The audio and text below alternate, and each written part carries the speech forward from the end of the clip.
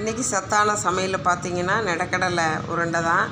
நெடக்கடலை உருண்டைக்கு வந்து நம்ம நெடக்கடலையை நல்லா வறுத்து எடுத்துட்டு ஒரு 1/4 கிலோ நெடக்கடலைன்னா ஒரு 100 கிராம் பொட்டுக்கடலையும் கூட சேர்த்திக்கணும். வறுக்கும் போதே வந்து பாதாம், முந்திரி, ஏலக்காய் எல்லாமே வறுத்து எடுத்துட்டு மிக்சியில் போட்டு அதை அரைச்சி எடுத்துக்கணும்.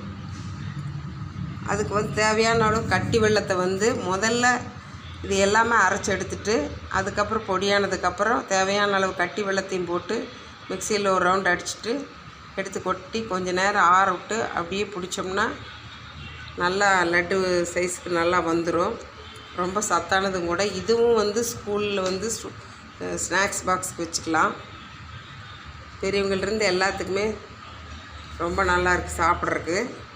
ஈஸியாகவும் கூட. ஒரு 10 நிமிஷத்தில் செஞ்சிடலாம்.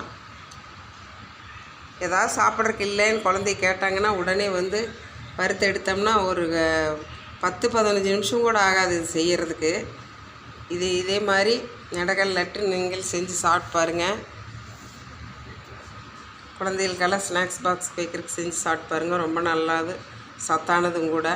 அருமை சுசி சமையல் ருசி லைக் பண்ணுங்கள், ஷேர் பண்ணுங்கள், கமெண்ட் பண்ணுங்கள், சப்ஸ்கிரைப் பண்ணுங்கள். இன்றைக்கி சத்தான சமையல் நெடக்கடலை லட்டு.